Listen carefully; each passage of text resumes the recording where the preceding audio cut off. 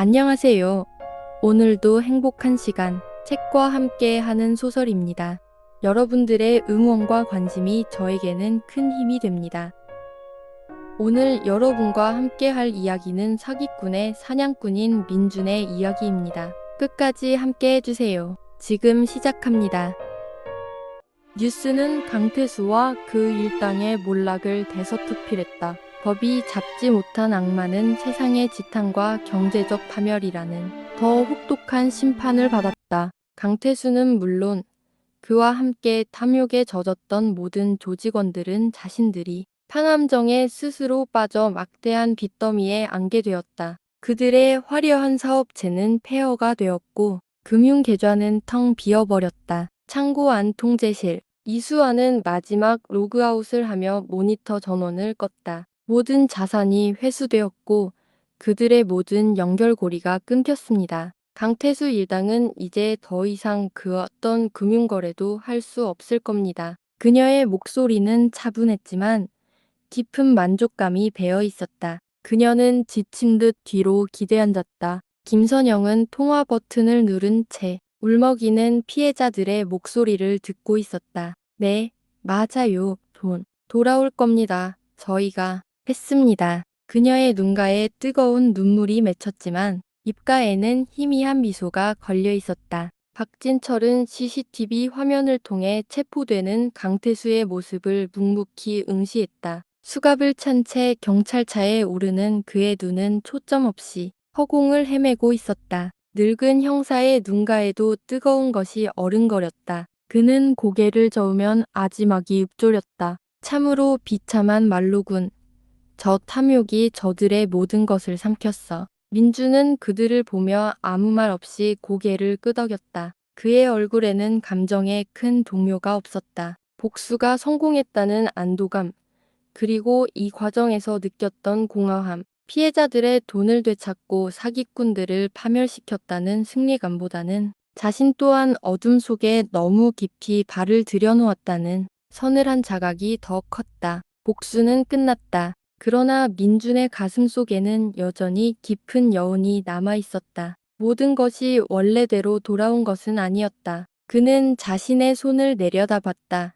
깨끗해 보였지만 무언가 끈적한 것이 묻어있는 듯한 느낌을 지울 수 없었다. 법이 처벌하지 못한 악을 심판한 단죄의 완성, 그리고 그 심판을 위해 스스로 어둠 속 사냥꾼이 된 한 남자의 고뇌. 그의 눈빛은 짙은 그림자를 들이운 채 다음 장을 기약했다. 강태수가 체포되고 그의 거대한 사기 카르텔이 완전히 와해되었을 때 창고 안에는 역설적이게도 묵직한 정적만이 흘렀다. 모니터 속에서 수갑을 찬 채 경찰차에 오르는 강태수의 모습이 비치고 있었지만 그 광경을 바라보는 민준의 얼굴에는 희열 대신 깊은 그림자가 드리워져 있었다. 복수의 성공은 예기치 못한 공허함을 남겼다. 그의 어깨는 꼿꼿했지만 그 무게는 이전과 달랐다. 무언가를 해냈다는 성취감 뒤에 숨겨진 차가운 진공 상태였다. 이수아는 지친 듯 키보드에서 손을 떼고 의자에 깊숙이 기댔다.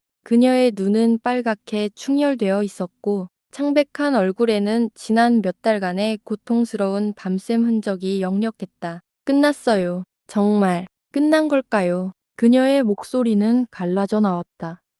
그토록 갈구했던 복수였건만 그 끝은 시큰한 눈물 대신 씁쓸한 한숨이었다. 그녀는 자신의 두 손을 내려다봤다. 수많은 비리와 데이터 속을 헤집으며 더럽혀진 손처럼 느껴졌다. 김선영은 통화 버튼을 누른 채 울먹이는 피해자들의 목소리를 듣고 있었다. 네, 맞아요.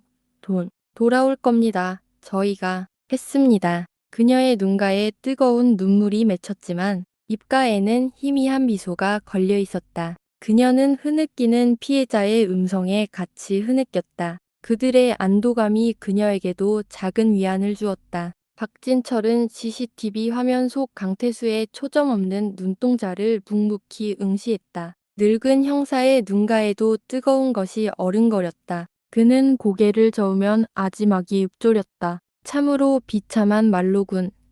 저 탐욕이 저들의 모든 것을 삼켰어. 그의 목소리는 모든 희망을 잃어버린 자의 쓸쓸한 후회로 가득했다. 민주는 그들을 보며 아무 말 없이 고개를 끄덕였다. 그의 얼굴에는 감정의 큰 동요가 없었다. 복수가 성공했다는 안도감, 그리고 이 과정에서 느꼈던 공허함, 피해자들의 돈을 되찾고 사기꾼들을 파멸시켰다는 승리감보다는 자신 또한 어둠 속에 너무 깊이 발을 들여놓았다는 서늘한 자각이 더 컸다. 자신의 손을 내려다봤다. 깨끗해 보였지만 무언가 끈적한 것이 묻어있는 듯한 느낌을 지울 수 없었다. 법이 처벌하지 못한 악을 심판한 단죄의 완성. 그리고 그 심판을 위해 스스로 어둠 속 사냥꾼이 된 한 남자의 고뇌가 그의 그림자를 더욱 짙게 만들었다. 복수가 끝난 후 팀원들은 각자의 길로 돌아갔다. 박진철은 다시 마당에서 들꽃을 가꾸며 조용히 은둔했다. 이수환은 모니터 앞에서 해킹 기술을 연마했지만 이제 그 대상은 금융 범죄자들의 패턴 분석이었다. 김선영은 피해자 커뮤니티 활동을 이어갔지만 이전처럼 희망 없는 절규만을 들어야 하는 현실에 지쳐갔다. 민준 역시 아내의 병수발을 들며 지혜와의 관계 회복에 매달렸다. 하지만 그는 일상으로 돌아갈 수 없었다. 아내의 차가운 시선과 한없이 말수가 줄어든 그녀의 모습은 민준의 마음을 짓눌렀다. 잃어버린 평범한 일상이 사무치게 그리웠지만 이미 그는 너무 깊이 변해버린 자신을 발견했다. 그의 손은 더 이상 쟁반 위 커피잔을 안정적으로 들 수 없었다. 민주는 아내의 침대 옆에서 낡은 수첩을 뒤적였다. 강태수에게 복수하기 위해 모았던 수많은 정보들, 그리고 그와 함께 늘어난 아직도 어둠 속에 숨겨진 사기 범죄들의 데이터였다. 한숨을 쉴 때마다 그의 가슴은 깊은 통증을 호소했다. 지혜의 시선을 피하려 벽에 걸린 가족 사진을 응시했다. 사진 속 아내의 미소는 여전히 밝았지만 그에게는 마치 잃어버린 낙원처럼 아득하게 느껴졌다. 그는 불현듯 박도사의 말이 떠올랐다. 자네는 이제 더 이상 어둠 속에서 헤매는 피해자가 아니야. 자네는 이제 어둠 속을 사냥하는 사냥꾼이다. 그 말이 자신의 운명을 지칭하는 듯했다. 그는 지혜의 손을 조심스럽게 잡았다. 그녀의 손은 아직도 차가웠다. 어느 날 김선영이 급하게 민준을 찾아왔다. 그녀의 얼굴은 절망으로 얼룩져 있었다. 민준 씨, 강태수 일당은 처벌받았지만 또 다른 빌라왕이 등장했어요. 법은 여전히 아무것도 못하고 있어요. 피해자들이 죽겠다고 합니다. 어떻게 해야 하죠? 그녀의 눈에서 뜨거운 눈물이 쏟아져 내렸다. 그녀의 눈물은 민준의 심장을 꿰뚫었다. 단순한 복수로는 이 고통의 사슬을 끊을 수 없다는 것을 깨달았다. 그는 잠시 눈을 감았다. 아내의 창백한 얼굴, 그리고 또 다른 피해자들의 절규가 귓가를 맴돌았다. 개인적인 복수는 끝났을지 몰라도 세상의 악은 끊임없이 새로운 모습으로 변모하며 사람들을 물어뜯고 있었다. 그의 복수는 단순히 악마 하나를 잡는 것으로 끝나지 않는 거대한 숙명을 짊어진 시작점이었다. 민주는 팀원들을 다시 소집했다. 낡은 창고, 예전과 같은 자리.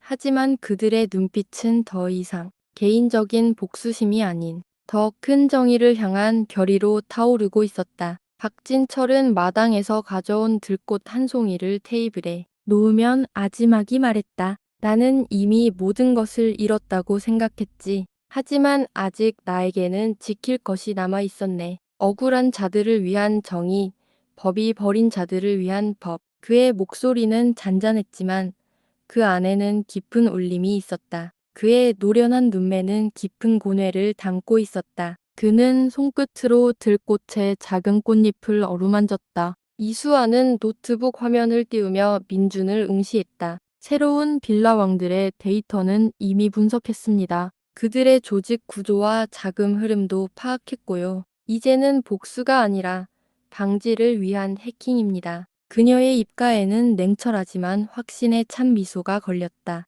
그녀는 더 이상 혼자 데이터 속에서 길을 잃지 않았다. 김선영은 흐느낌을 멈추고 고개를 들었다. 그녀의 눈은 붉었지만 이전보다 훨씬 단단해져 있었다. 민준 씨, 박진철 형사님, 이수아 씨, 이 싸움은 제가 시작한 싸움입니다. 이제 더 이상 물러서지 않을 거예요. 우리들의 슬픔이 다른 사람들의 희망이 될 수 있도록 저는 모든 것을 바치겠습니다. 그녀의 목소리는 단단했다.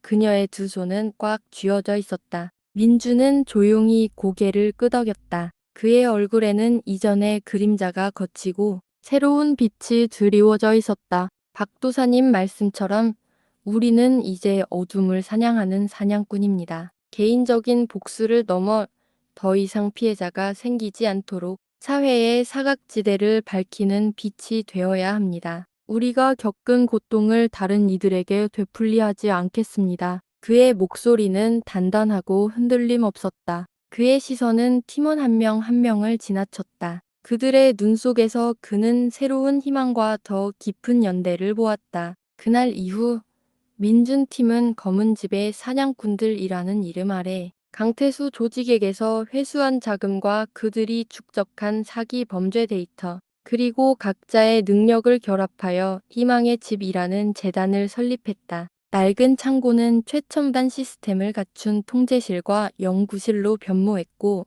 강태수로부터 빼앗은 건물 중 하나는 피해자 쉼터로 개조되었다. 작은 카페에서 김선영과 마주 앉았다. 따뜻한 커피 한 잔이 그들의 지친 몸을 녹였다. 선영 씨, 희망의 집은 어떻게 진행되고 있나요? 민준의 목소리는 피로했지만 단단한 힘이 느껴졌다. 김선영은 부드럽게 웃었다.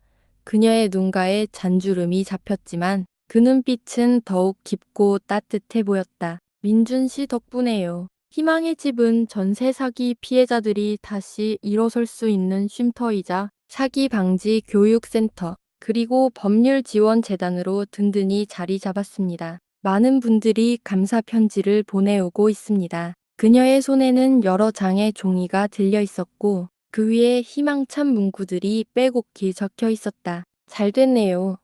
이제는 우리가 그들의 희망이 되어야죠. 민주는 지갑에서 조용히 꺼낸 지혜의 사진을 엄지손가락으로 쓰다듬었다. 사진 속 지혜는 활짝 웃고 있었다. 그의 눈가에는 애틋함이 어렸다. 지혜야, 이제 우리는 괜찮아질 거야. 그의 목소리는 희미하게 떨렸지만 그 안에는 새로운 다짐이 서려 있었다. 민주는 더 이상 절망의 나락에 빠졌던 바퀴벌레 같은 존재가 아니었다. 그는 과거의 상처를 딛고 일어서 법이 외면한 정의를 실현하는 검은 집의 사냥꾼으로 모두에게 희망을 주는 진정한 영웅으로 거듭났다. 그의 복수는 단순히 복수를 넘어 피해자들의 돈을 되찾아주는 경제적 정의와 법이 처벌하지 못한 사기꾼들을 완벽하게 무너뜨리는 사회적 정의를 동시에 실현한 통쾌한 사이다 서사였다. 이제 그는 어둠 속에서 빛을 찾아 헤매는 또 다른 피해자들을 위해 조용히 그들을 돕는 존재로 남았다. 그의 그림자는 언제나 희망을 비추고 있었다. 어느 늦은 밤, 민주는 박도사를 찾아갔다. 박도사는 달빛이 비치는 낡은 공원 벤치에 앉아 있었다. 그의 옆에는 언제나처럼 빈 커피잔이 놓여 있었다. 이게 끝이 아니야. 민준, 세상엔 아직 수많은 강태수들이 존재하고 또 다른 피해자들이 절망하고 있을 걸세. 박도사의 목소리는 낮고 허스키했지만 여전히 지혜로웠다. 그의 시선은 먼 곳, 어둠 속 도시를 응시하고 있었다. 민주는 박도사 옆에 앉아 멀리 도시의 불빛을 바라봤다. 차가운 바람이 스쳐 지나갔지만 그의 마음은 뜨거웠다. 알고 있습니다. 스승님, 이제부터가 진짜 시작입니다. 하지만 이제 우리는 혼자가 아닙니다. 희망의 불씨를 지펴낼 겁니다. 그의 눈빛은 고요했지만 그 속에는 꺼지지 않는 불꽃이 타오르고 있었다. 어둠 속에서 빛을 찾는 자들을 위한 새로운 사냥이 다시 시작되고 있었다. 법이 처벌하지 못한 악을 심판한 민준팀의 치밀한 복수극은 통쾌함을 넘어 한 인간이 짊어져야 할 고뇌와 새로운 희망을 향한 숭고한 여정을 보여주었습니다. 끝까지 함께 해주셔서 감사드립니다.